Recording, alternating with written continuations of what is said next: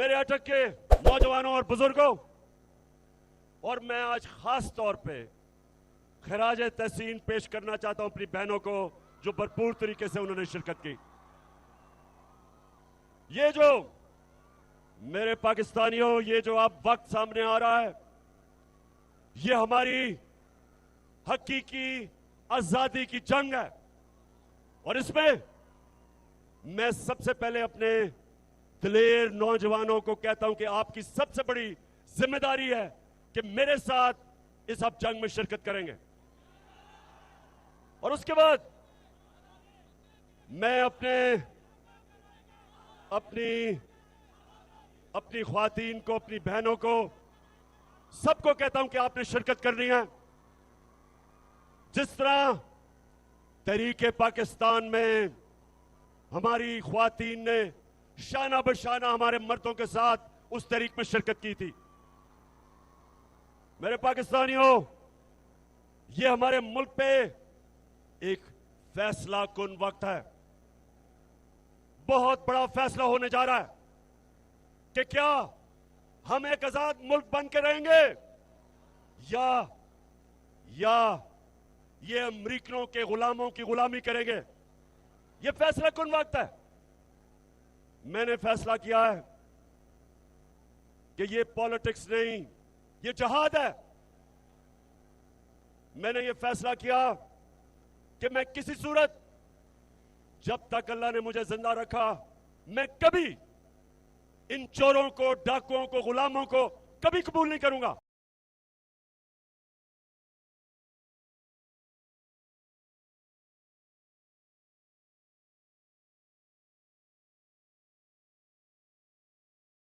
मेरे पाकिस्तानियों, मेरे अटक के गयूर शहरियों, और खास तौर पे मेरे दिलेर नौजवानों, अब सब तैयारी करो। और मैं सबसे पहले आपको यह बताना चाहता हूं कि क्यों हमने अपनी आजादी की जंग लड़नी है। देखें, दो तरह की गुलामी होती है। नौजवानों, आप मेरी गौर से बात सुनना है, और खास तौर पर मेरी बहनों, क्योंकि आपने अपने बच्चों को इस चीज पर ये बात बतानी है। जिस तरह मेरी वालदा ने मुझे बताया जब मैं छोटा था, कि उन्होंने मुझे एहसास दिलवाया कि मुझे कहती, तुम्हें पता नहीं कि गुलामी क्या होती है। तुम खुशकिस्मत हो कि आजाद पाकिस्तान में पैदा हुए। हम एक गुलाम हिंदुस्तान में पैदा हुए थे। और गुलामी यह है कि जो पाकिस्तान और हिंदुस्तान था, यहां के लोग ऊपर नहीं जा सकते थे क्योंकि ऊपर अंग्रेज बैठा था। हमें अंग्रेजों की जंगें लड़नी पड़ी। लाखों लोग हिंदुस्तान से पहली जंग अजीम में कुर्बान हुए अंग्रेजों की जंगों में, और फिर दूसरी जंग अजीम में यहां से लाखों लोग जाके अंग्रेज की जंग में मरे। और अरबों डॉलर हिंदुस्तान के लोगों का पैसे से अंग्रेज ने अपनी जंगों में इस्तेमाल किया। यह है जबकि एक कब्जा करके आपके ऊपर लोग गुलाम करते हैं। लेकिन दूसरी गुलामी कि जब हमें हुक्म मिला, एक अमेरिका से हुक्म आया जनरल मुशर्रफ को कि तुम अगर हमारी जंग में शामिल नहीं होगे तो हम तुम्हें बम मार के तुम्हारा मुल्क तबाह कर देंगे। अंग्रेजी में उसने कहा, we will bomb you into stone age. तो क्या हुआ? बदकिस्मती से उस वक्त जो हमारे मुल्क का सरबराह था, उसने अपने लोगों की दिफा नहीं की, घुटने टेक दिए और हमें फतह किए बगैर हमें अमेरिका की जंग में ले गया। हमारे 80,000 लोग उस जंग में कुर्बान हुए। 3 गुना हमारे फौजी, अमेरिका से 3 गुना ज्यादा हमारे फौजी अमेरिका की जंग में कुर्बान हुए। 100 अरब डॉलर से ज्यादा पाकिस्तान का पैसा खर्च हुआ उस जंग पे। 2 किस्म की गुलामी, एक को कहते हैं कॉलोनियलिज्म, जब आपके ऊपर फतह करके एक मुल्क हावी हो जाता है, जो अंग्रेज की गुलामी थी। और दूसरी को कहते हैं पाकिस्तानी और नौजवानों नियो कलोनियलिज्म के फतह किए बगैर आपको गुलाम बना लेते हैं। और ये हमारी बदकिस्मती कि हमारे मुल्क ने जब से हम आजाद हुए और जब से हमारा अजीम लीडर कायदे आजम जो एक गुलाम हिंदुस्तान में एक आजाद इंसान था, जो मेरा लीडर था, जो हमेशा हम उसको लीडर मानेंगे, ईमानदार था, दलेर था और आजाद था, खुददार था, उसके बाद कभी इस मुल्क ने, कभी भी हमारे मुल्क ने सिवाय छोटा सा वक्त था कि भुट्टो ने कोशिश की, जुल्फिकार अली भुट्टो ने, कि पाकिस्तान आजाद फॉरेन पॉलिसी बने, हमेशा हमें हुक्म मिलते थे, हम अपनी आजाद फॉरेन पॉलिसी नहीं बनाते थे। और आजाद फॉरेन पॉलिसी का मतलब कि वो फॉरेन पॉलिसी जो अपने लोगों के फायदे में होती है, जिधर आप अपने आप को दूसरे मुल्क के लिए कुर्बान नहीं करते। तो जब मुझे आपने इक्तदार में भेजा तो मैंने हमेशा आपसे वादा किया था कि ना मैं कभी किसी को सामने झुकूंगा और ना आपको कभी किसी के सामने झुकने नहीं दूंगा। तो फिर क्या हुआ? हमारे यहां जो इस मुल्क में करप्ट तरीन टोला, जो बाद में जिनको मैं थ्री स्टूजेस कहता था, एक था इस मुल्क का, अब मैं क्या करूं, मुल्क की सबसे बड़ी बीमारी जरदारी, एक तो वो था, और दो भाई जो 30 साल से इस मुल्क को लूट रहे हैं। एक बाहर बैठा हुआ, वो बाहर बैठ के पाकिस्तानी फौज को बुरा भला कहता है, और छोटा भाई जो भी बूट देखता है पॉलिश करने शुरू कर देता है। ये दो भाई, और फिर तीसरा कौन है?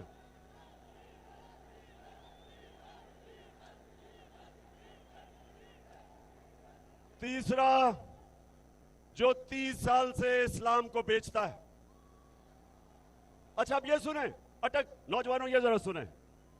अच्छा, इसने भी जब इक्तदार मिला तो एक दीनी आदमी, आपने समझा होगा कि वो एजुकेशन की मिनिस्ट्री लेगा, जो रहमतुल आलमीन अथॉरिटी मैंने बनाई थी कि सीरत नबी मेरे नौजवानों को, बच्चों को पढ़ाई जाए, चलो वो ले ले। उसने वो नहीं ली, उसने NHA लिया, यानी कि सड़कों की मिनिस्ट्री ली, जिसमें पैसा बनता था। अच्छा, तो नौजवानों, इन्होंने मिलके, इन थ्री स्टूजेस ने मिलके इन्होंने क्या किया? बताएं जरा क्या किया? इन्होंने यहां साजिश की, अमेरिकनों ने इनके साथ मिलकर, और अमेरिकनों नहीं है, जो बाइडेन एडमिनिस्ट्रेशन है, इन्होंने मिलकर यहां इनके साथ साजिश की। इन्होंने हमारे लोगों को अमेरिकन एम्बेसी में बुलाया, उनको तैयार किया, और उसके बाद एक डोनाल्ड लू, एक अमेरिकी अंडर सेक्रेटरी, उसने बुला के हमारे एम्बेसडर को अमेरिका में कहा कि अगर आप इमरान खान को इस अदमे एतमाद में, अगर इसको आपने जिता दिया, यानी अगर ये अदमे एतमाद फेल हो गई इमरान खान के खिलाफ, तो पाकिस्तान के खिलाफ, पाकिस्तान को हम आइसोलेट करेंगे, इसके खिलाफ हम एक्शन लेंगे, धमकी दी। लेकिन अगर इमरान खान को आपने हटा दिया, अदम एतमाद को कामयाब कर दिया, तो उन्होंने कहा कि हम आपको माफ कर देंगे, क्योंकि उनको पता था कि चेरी ब्लॉसम शहबाज शरीफ आ जाएगा इमरान खान की जगह, और वो फिर उनकी खिदमत करेगा, और खिदमत शुरू हो गई है। इन्होंने मिलकर साजिश की, यहां भी इनके हैंडलर बैठे हुए थे, इन सब ने मिलकर प्लान किया और गवर्नमेंट गिरा दी। अब मैं ये आपसे पूछता हूं पाकिस्तानियों, आज मैं आपसे पूछता हूं कि वो कौन सा इतना बड़ा मसला था जो सबने मिलकर गवर्नमेंट गिराई? आप ये समझे कि उस वक्त हमने पाकिस्तान को मुश्किल वक्त से निकाल लिया था, एक मुल्क जिसका दिवालिया निकला हुआ था। यही इन्होंने 10 साल दोनों ने मिलकर जो डाके मारे थे, मुल्क को कंगाल किया, बैंकरप्ट किया, मकरूज किया, इदारे तबाह किए, सबसे बड़ा बैरूनी खसारा छोड़ के गए $20 अरब का, वो मुल्क हमें मिला।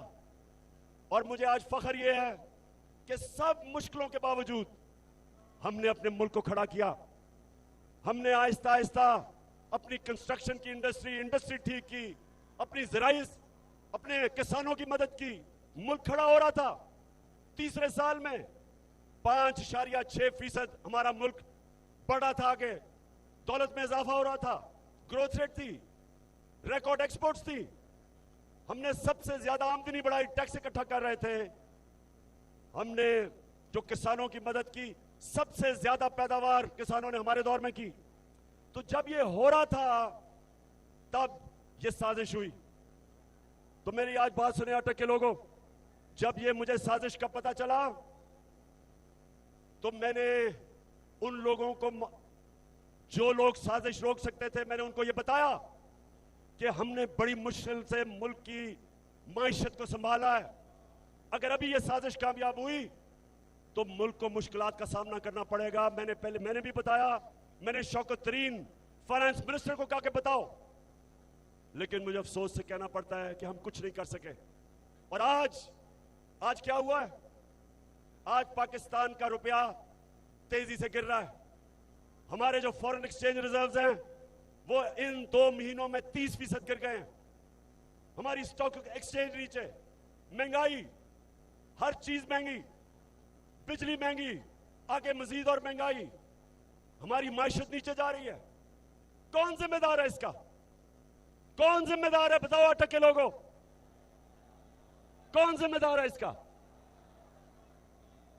और मैं जो आज आपके पास आया हूं, मेरे पाकिस्तानियों याद रखो कि ये वक्त अब है कि आपने अपने मुस्तकबिल के लिए, अपने बच्चों के मुस्तकबिल के लिए आपने सब ने मेरे साथ निकलना है। क्योंकि ऊपर कौन बैठे हैं? ऊपर कौन बैठा है? सबसे पहले शहबाज शरीफ।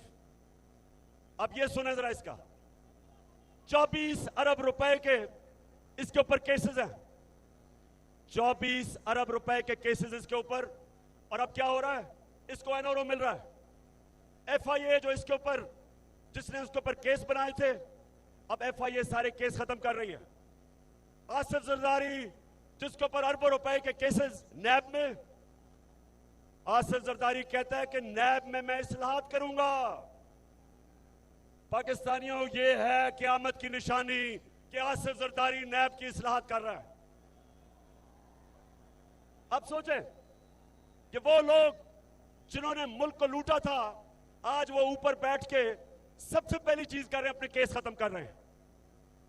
जो इंटीरियर मिनिस्टर है वो कातिल है, 18 कत्ल किए हुए हैं।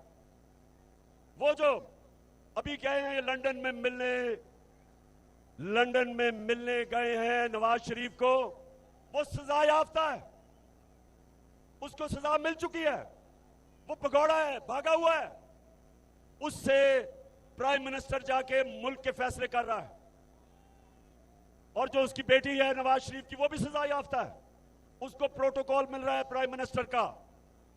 उसके पीछे रेंजर्स और पुलिस फिर रही है, जिसको सजा दे चुका है हमारा सुप्रीम कोर्ट, और वो बेल पे है, जमानत पे है। तो अटक, मेरे नौजवानों, मेरे बुजुर्गों, मेरी बहनों, नबी सल्लल्लाहु अलैहि वसल्लम ने कहा था कि कौम तब तबाह होती है जब जेलों में सिर्फ छोटे चोर हो, सिर्फ भैंस चोर और मोटरसाइकिल चोर और छोटे चोर जब जेलों में जाते हैं और बड़े बड़े डाकू को आप नहीं पकड़ते, वो मुल्क तबाह हो जाता है। ये आपके सामने मुल्क तबाही की तरफ जा रहा है। इसलिए आपने निकलना है कि जब बड़े बड़े डाकू बड़े बड़े ओहदों पे बैठ जाए, सारों ने बड़े बड़े ओहदे संभाल के अपने केस खत्म करें, और वो ऑफिसर एफआईए का डॉक्टर रिजवान, मैं आज उसको सलाम पेश करता हूं कि उसने जो केस शहबाज शरीफ के ऊपर बनाए, हमारे बेचारे गवर्नमेंट के ऑफिसर डरते हैं, इस माफिया से डरते हैं। कितने लोग हैं जो इन्होंने मरवाए हैं। डॉक्टर रिजवान जब उसने हमजा शरीफ को बुलाया और उससे जब सवालात पूछे कि किधर से ये मकसूद चपड़ासी के पास 4.25 अरब रुपया आ गया, नौकरों के पास 16 अरब रुपए किधर से आए, तो हमजा शरीफ बजाय उसके जवाब देता, उसको उसने धमकी दी उसको डराया कि तुम्हारी जुर्रत कैसे है कि मुझे पूछ रहे हो ये सवाल। लोग डरते हैं इनसे। इसलिए डॉक्टर रिजवान आप जैसे लोगों को हम सलाम करते हैं कि इस माफिया को, इसके बावजूद कि आपको खतरा है, आप इनके खिलाफ एक्शन लेते हैं। कितने लोग इन्होंने मरवाए। एयान अली का जो कस्टम ऑफिसर था उसको मरवा दिया। वो जो शहनशाह था जिसने बेनजीर के साथ होता था जब वो कत्ल हुई, उसको मरवा दिया। एक जस्टिस सजाद था जरदारी ने, उसको मरवा दिया। जो इनके केसेस के पीछे जाता है उनको जान का खतरा होता है। तो अगर मेरे पाकिस्तानियों ये कामयाब हो जाते हैं, हमारे मुल्क तबाही की तरफ जाता है, हमारे इदारे तबाह, कोई नहीं खड़ा होगा इनके खिलाफ। ये खुल के चोरी करेंगे, सब डरेंगे, मुल्क को लूटेंगे। और इसीलिए मेरे नबी सल्लल्लाहु अलैहि वसल्लम ने कहा था कि बड़ी कौमें तबाह हुई तुम्हारे से पहले, जो सिर्फ छोटे चोरों को जेलों में डालती थी और बड़े बड़े डाकुओं को नहीं पकड़ सकती थी। ये है हमारे तबाही का रास्ता। और इसलिए मेरे अटक के लोगों और मेरे पाकिस्तानियों, इसलिए आपने सब ने मेरे साथ निकलना है। जब मैं आपको कॉल दूंगा 20 तारीख के बाद, आपने सब ने निकलना है। और आपने किसी चीज का खौफ नहीं होना चाहिए आपको।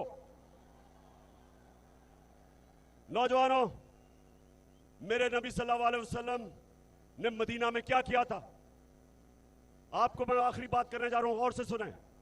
वो मदीना के लोग जिनकी कोई हैसियत नहीं थी, मेरे नबी ने क्या किया था कि वो दुनिया की इमामत करने लग गए। थोड़ी देर में अजीम लोग बन गए। मदीना के लोगों की मेरे नबी सल्लल्लाहु अलैहि वसल्लम ने खौफ की जंजीरें तोड़ दी, उनके खौफ खत्म कर दिए। खौफ की जंजीर जो इंसान को ऊपर नहीं आने देती, उसकी परवाज ऊपर नहीं जाती। डरे हुए लोग कभी आजाद नहीं होते। जब उन्होंने उनकी खौफ की जंजीरें तोड़ी, वो लोग अजीम लोग बन गए। आपके सबको समझना चाहिए कि ये जो अब आजादी की, हमारी हकीकी आजादी की जो हमारी तहरीक है, अपने खौफ खत्म कर दे। 3 ही खौफ होते हैं इंसान को। मौत, इंसान को सबसे बड़ा खौफ होता है कि मुझे मार ना दे। अल्लाह का हुक्म है कि जिंदगी मौत अल्लाह के हाथ में है। दूसरा खौफ कि मुझे जलील ना कर दे, अल्लाह ने कहा कि इज्जत जिल्लत मेरे हाथ में है। और तीसरी, रिस्क, मेरी नौकरी ना चली जाए, मुझे नौकरी से ना निकाल दे, अल्लाह ने कहा हुआ है कि रिस्क मेरे हाथ में है। तो डर किस चीज का, किस चीज का डर है आपको? इसलिए आपने सबने मेरे साथ निकलना है। अपने सरकारी नौकर, अगर वो डरते हैं नौकरियां चली ना जाएं, तो अपनी फैमिलीज को भेजना। हमारे पुलिस वाले, हमारे फौजी अपनी फैमिलीज भेजें, क्योंकि ये पाकिस्तान की आजादी की जंग है। ये मेरी जंग नहीं है, ये हमारी आजादी की जंग है। 2 किस्म की, ना हम किसी दूसरे बाहर के मुल्क की गुलामी करना चाहते हैं और ना ही हम इन चोरों की गुलामी करना चाहते हैं। 2 किस्म की हमारी जंग होगी। बाहर की जो साजिश इस मुल्क में अपने पुतले रखने के लिए, उससे हमने आजाद होना है। और ये जो चोर और डाकू हमारे ऊपर मुसल्लत हो गए, इनसे आजाद होना है। अटक के लोगों, आप तैयार हो? हाथ खड़ा करके बताओ। और ये मेरा पैगाम सबको है कि जो भी कोशिश करेंगे आप, मैं जेल जाने के लिए तैयार हूं, लेकिन मेरी कौम निकलेगी।